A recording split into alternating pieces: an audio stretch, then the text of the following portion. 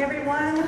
Thank you so much for coming to our first 2026 Artist Talk. We have 5 over the summer, and we're thrilled to introduce Emily tonight. Emily Joeckel Smith is one of our stained glass artists. She lives in Chittenden, Vermont, and you've been a member for a few years. Yeah. So we're really happy to have her here, and I think you're really going to enjoy her talk. Thank you so much. Thank you, everyone. Hello. I'm really so thrilled to be here. It's a real treat to be able to talk about stained glass with so many people, because typically I only get to talk about it with my husband and my best friend. So this is special. So hello, I'm going to tell you a little bit about my artistic journey. Can you all hear me okay? Okay, thank you. I'm going to tell you a little bit about my artistic journey, and then I'll walk you through the process of making an actual stained glass panel. There is a Q&A section at the end, but please feel free to chime in as we go, interrupt. I would love questions. So I am from Chittenden, as Althea said. I live there with my husband Andrew and our dog Disco, who you can almost see.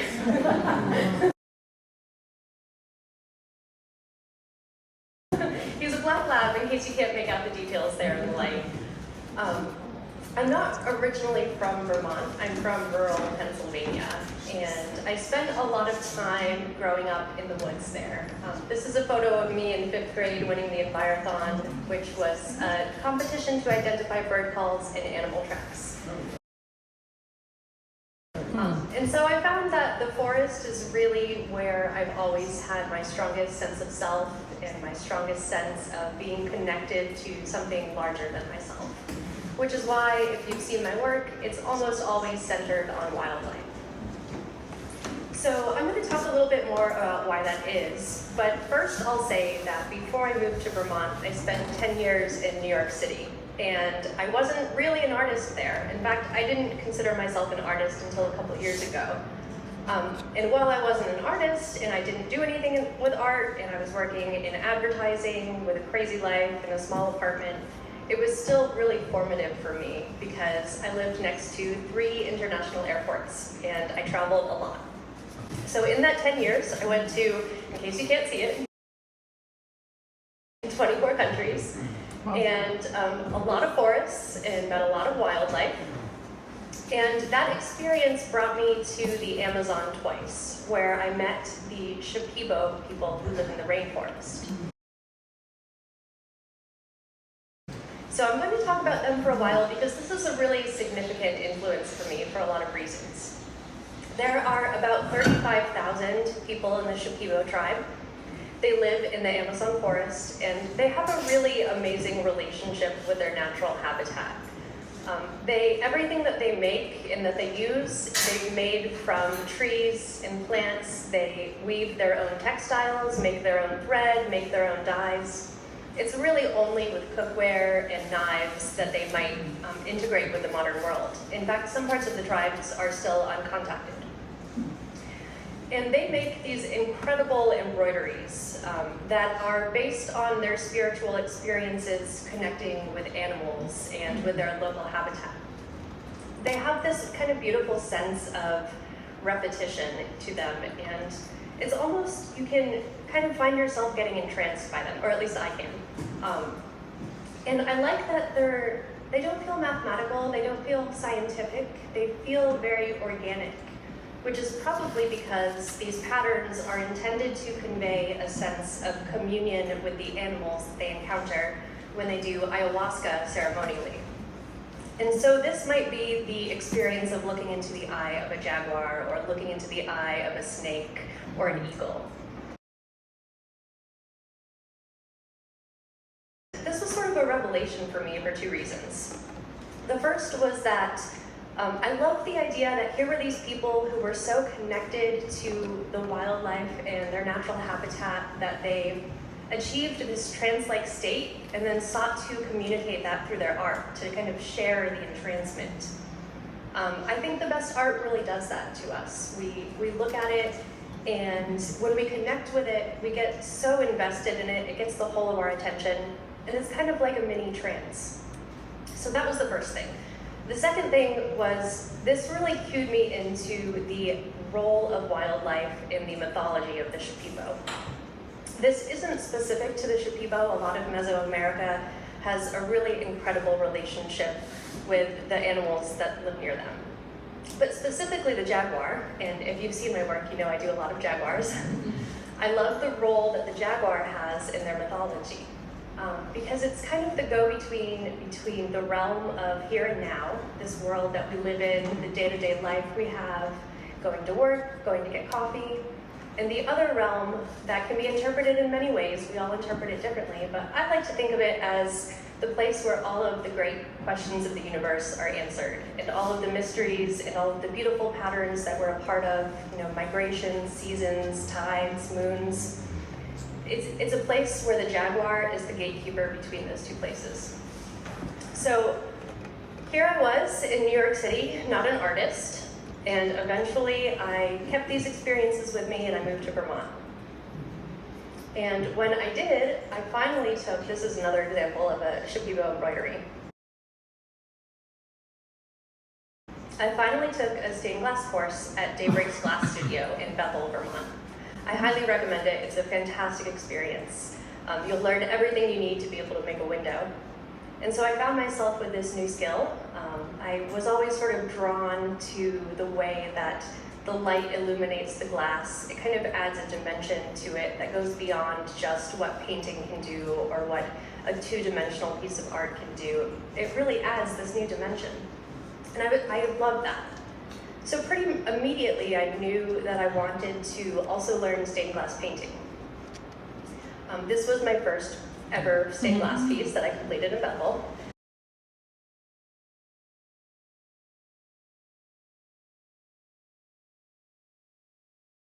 He's a modest little guy. And to learn stained glass painting, I had to go to a specialized glass school in Washington because stained glass painting is quite a bit different than regular painting. I'd had some experience with oil painting, but I found that the skills really didn't apply.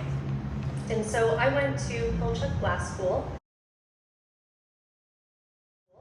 in upstate Washington State, and it was an incredible experience. I spent 2 weeks there. I lived and breathed glass. I learned everything I could. People were blowing glass, making neon, making stained glass, and I was deeply immersed in glass painting. I was very fortunate to learn from glass masters Cappy Thompson and Dick Weiss. If you've ever been to the Seattle airport, you'll recognize their work. This is Cappy Thompson's work. It's a large-scale installation. She does really beautiful, folkloric, kind of medieval tales. And Dick Weiss does more geometric with mouth-blown components. So these were my teachers, and they taught me how to work with the medium. And I'll talk about that in a little more detail in the next section. So here I was, I knew how to make stained glass, I knew how to paint now, and I had to ask myself, what do I want to make with those skills? What do I want to express with them? And that is where I decided jaguars. I wanted to express that kind of stoic personality that they have, that amazing role that they have being kind of the caretakers of the universe's secrets. So this is my first ever painting at Pilchuck. And you probably can't see it too well, but there are a couple of birds and a couple of jaguars. And from here, it was all jaguars for a while.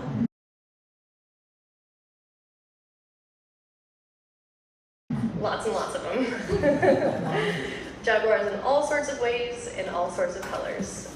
This particular jaguar, which is on display in the window, this is the great jaguar, and in Shipibo culture, this is the jaguar who carries you across the threshold.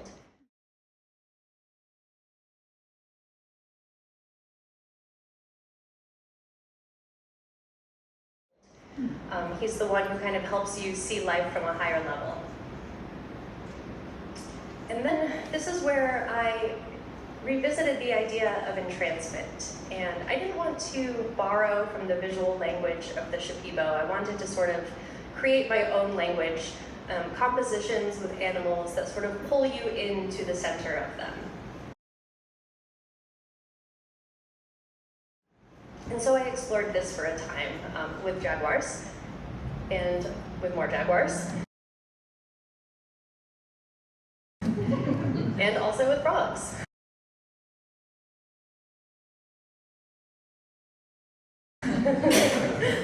This frog was actually featured in Stained Glass magazine.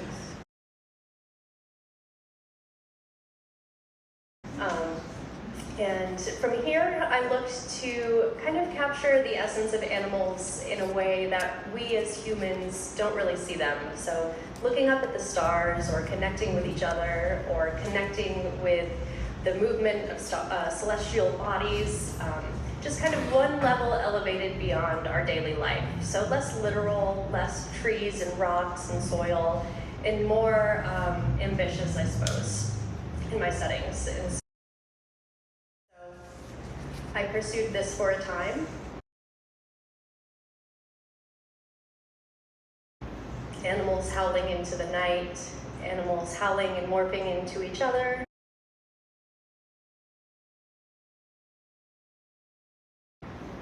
Experiencing a moment of mutual recognition.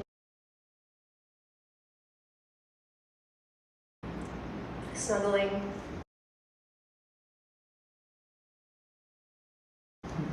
Snuggling again. Looking up at bubbles, because doesn't that just capture a nice sense of wonder?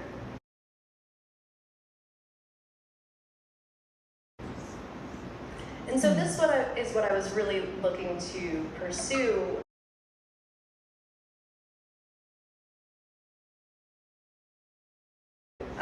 As I was getting better and better at painting on glass.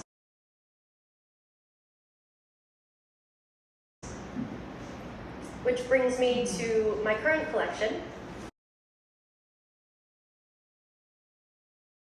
I'm developing it in partnership with the Vermont Center for Eco Studies, who, if you're not familiar, is a really incredible organization here.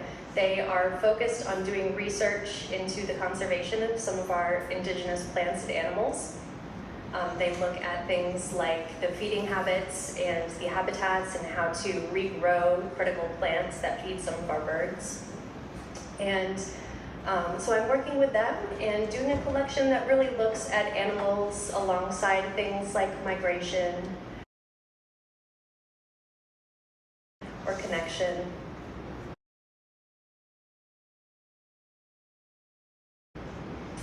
So that's what I paint, that's why I paint it. And now I'm going to take you through how to actually assemble a stained glass window. So for me, this always starts with pen and paper. And it starts with what I call my ugly sketch phase.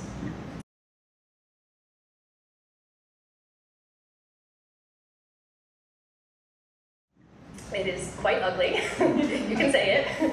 I don't know if you can tell, but this is a deer with some floral arrangements for antlers. And I actually try to make this step ugly, because if I'm thinking about how it looks, I'm probably not thinking enough about what it is. So from here, I'll launch pad into using my iPad. I use Procreate. And this is where I start to kind of flesh out the idea. I start to look at actual proportions. I think about how the glass will be sized, what colors I'll use, until ultimately it is a final piece. And so you can see how it does sort of resemble the ugly sketch phase a little bit. So I'll show you a few more examples. So this is an example of the very early stages of a kind of psychedelic trance-like beetle piece that I'm working on.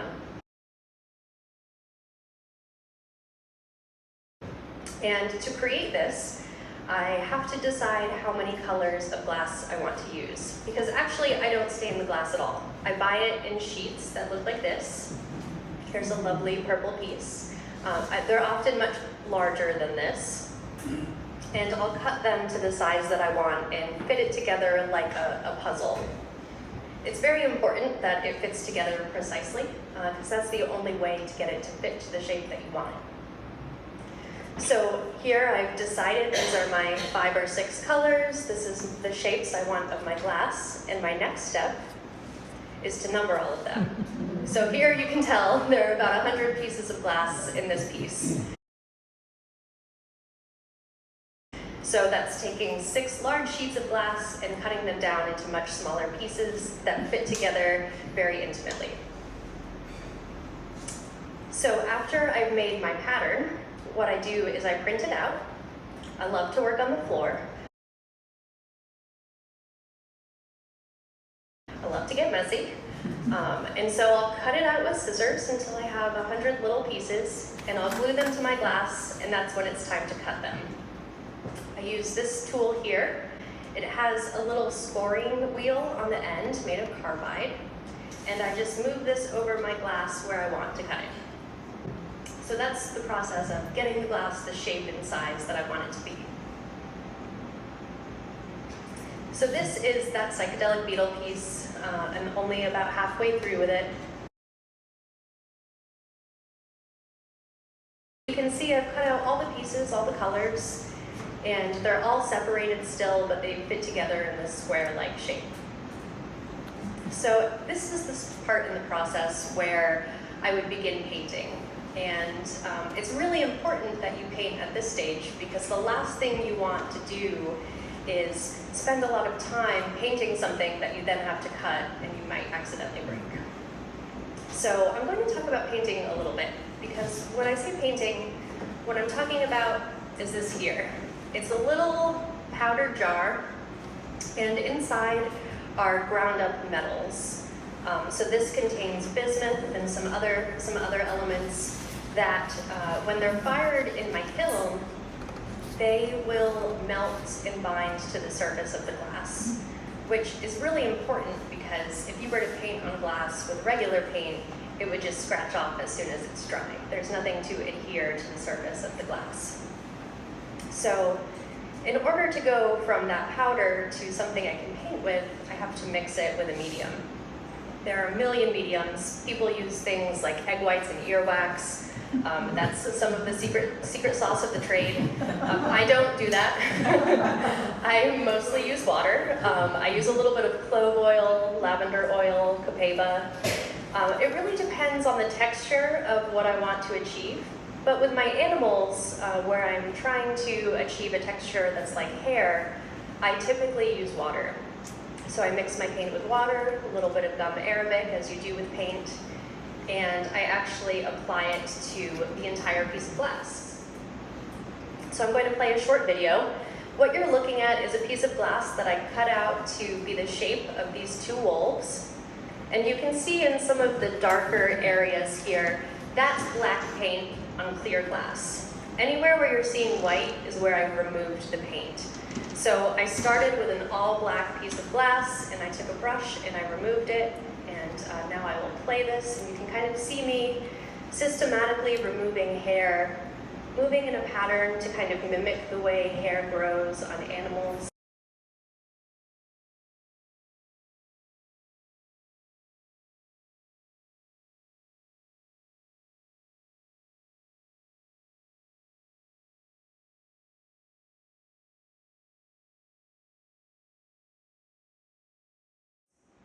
It's a very time-consuming process, actually. It can take me up to 10 or 12 hours to complete a painted piece like this. And it does have to go in the kiln multiple times, because I do this process, but once it comes out of the kiln, it's very light. And so if I want to achieve a level of depth, it's very necessary to apply a couple more layers and fire those as well. So that's painting. This is my kiln.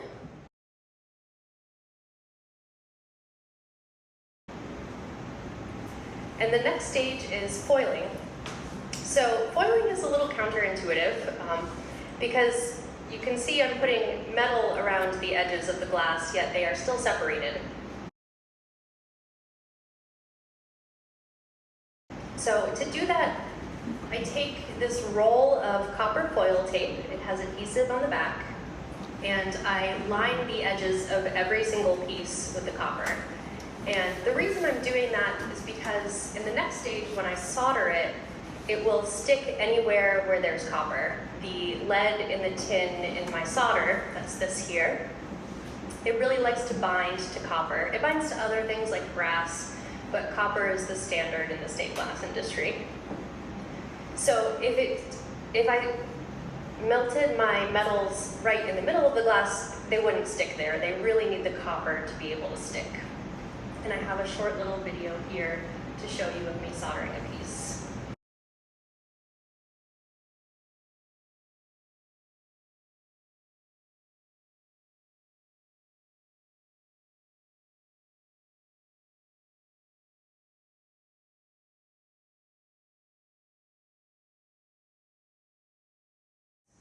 So you can see there's already solder in some of the seams here, and then on this side, this is where I still have copper foil. So you'll watch me move my soldering iron around the composition, gently melting it anywhere where the copper appears. And once the metal is melted, then it is affixed there, and the glass doesn't have anywhere to go. It's sort of locked into place. This is a little bit different from some of the techniques that other stained glass artists might use. Hallie, for example, she uses a technique called lead came, where she's using a channel of lead to keep the glass together. There are pros and cons to each, but I generally like to use the copper foil technique because it allows for very fine curves and lots of wavy motions, which are what I personally like. So now you know how I assemble my glass. And I will turn it back to you, pause there for questions.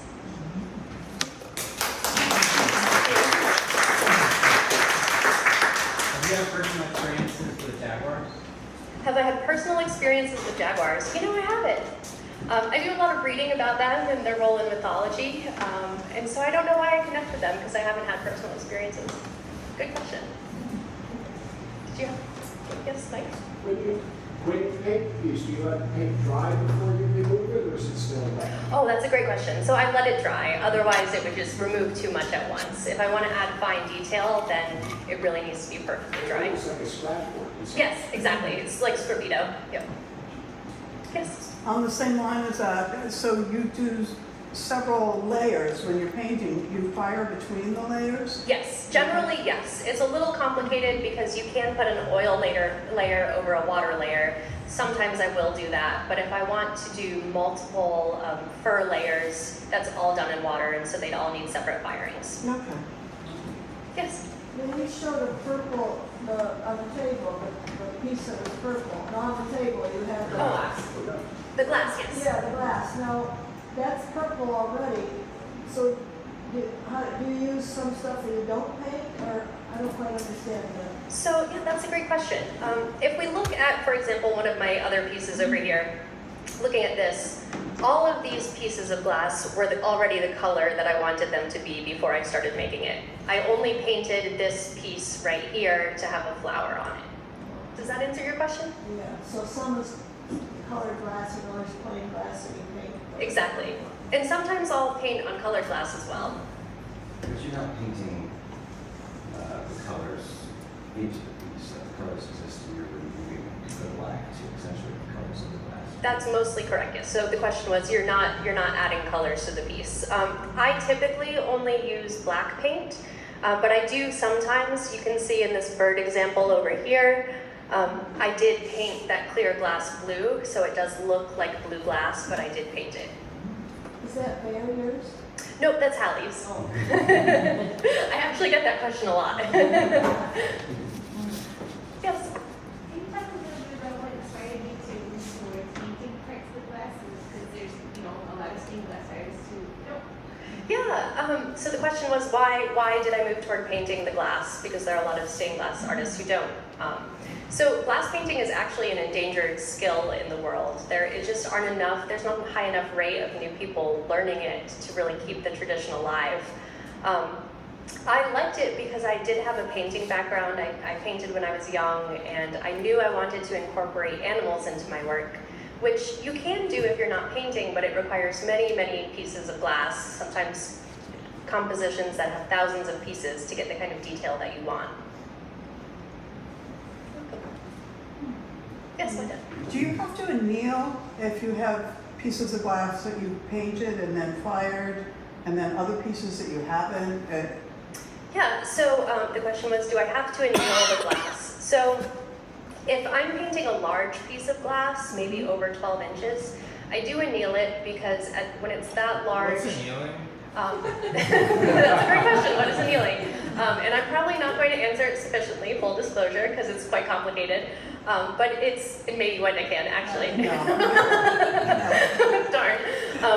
So it's when you hold the glass at a temperature, usually 960 degrees, for 30 minutes to an hour in the kiln. And that just kind of gives it an element of stability. It's less likely to fracture. When you have small pieces of glass, like for example, my fox in the window, it's only maybe 6 inches big. It doesn't really run the risk of cracking coming out of the kiln, so I don't typically anneal then, but with larger pieces I would. Yes? Two-parter. How do you actually, like the thing, I've never seen you cut the glass. How hard do you have to score it? Like how does Oh, that I can work? show you. Because it doesn't look like it would really work. I hope it does after that. Okay, I'm gonna put the microphone down and I'll cut it for you. So you can kind of hear the sound of it scoring. Yeah. Oh, I usually use pliers for this, which thankfully I have. Wow. Thank you. Oh yeah. Oh, sorry. Separately, when you're doing the second coat, are you like covering up what you've already? Yes. So it just looks black again? So it's sort of translucent. I probably leave it about 70% black. So I can still see the work that I've done below it, but just barely. Yes? If the piece does crack when it comes out of the kiln, is there anything you can do, or is it... No. No, just cry. Good question. So just for clarity, you're not painting your figures onto the glass. You're removing the paint so that the light creates the figures. Yes, exactly. It's more akin to painting with light than painting with paint. So the light is coming through anywhere where I've removed the paint, which is why you see the highlight. I'm going to assume you're working on a light box of some type. Yes. A light box is essential, yes.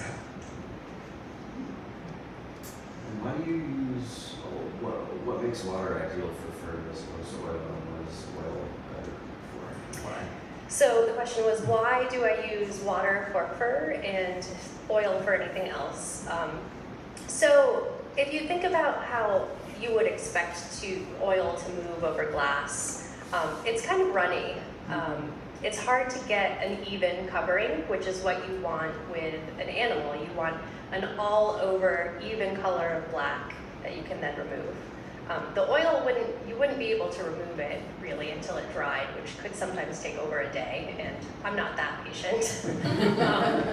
And so water dries in a matter of minutes. It's quite easy to just apply it and then remove it. But there are some things, like for example, the beetles that I had in a prior photo, where these are painted with clove oil because they have a kind of shiny texture, which can be difficult to achieve with water when you're removing the paint, because it's hard to remove the paint very evenly, especially when you're using a small brush. So here I was applying clove oil to the glass and just gently moving it around with a soft sable brush.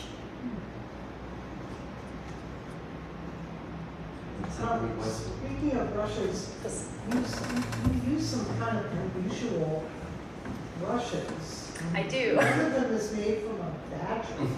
Yes, yes. The badger brush is the most essential brush in stained glass. Unfortunately, they're very expensive for good reason. But the badger is really essential to apply that even layer of color. So what I do is I take a sponge applicator to apply my paint to the glass, and then I take the badger to remove any hint of brush stroke. It looks like just a solid, even black covering because the badger is so soft.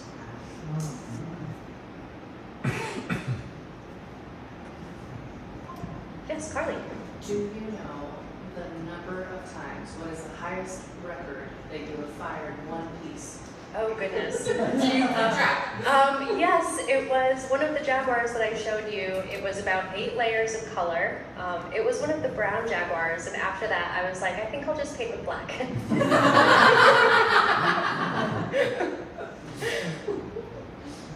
What's the most number of pieces you've used in a piece?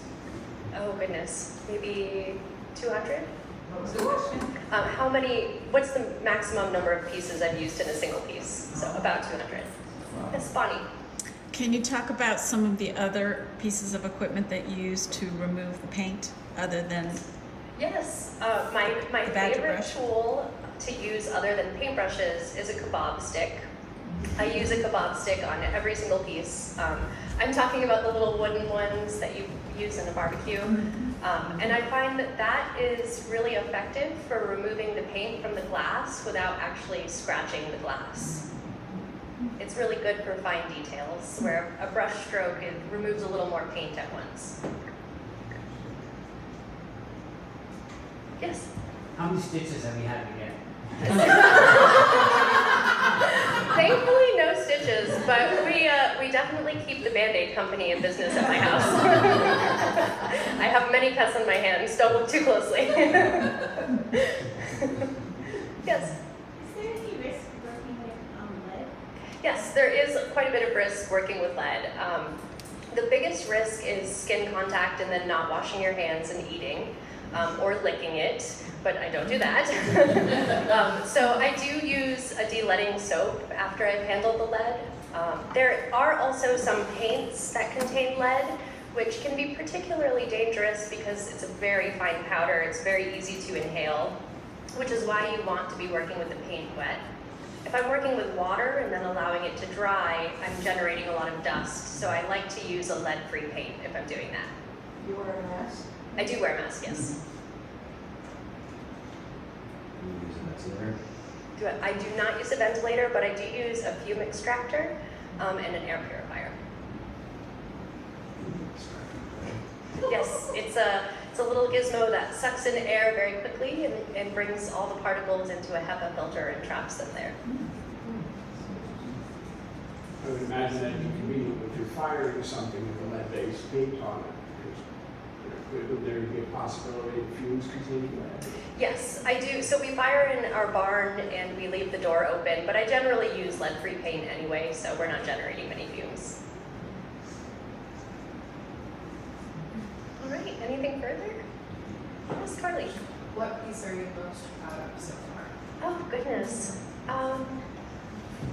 Perhaps the psychedelic jaguar piece with the 4 jaguars. That was in a museum in Arizona, and it was really nice to be in a museum, so that's my favorite, I'd say. Last question. Yes? Are you done with jaguars? I am probably not done with jaguars.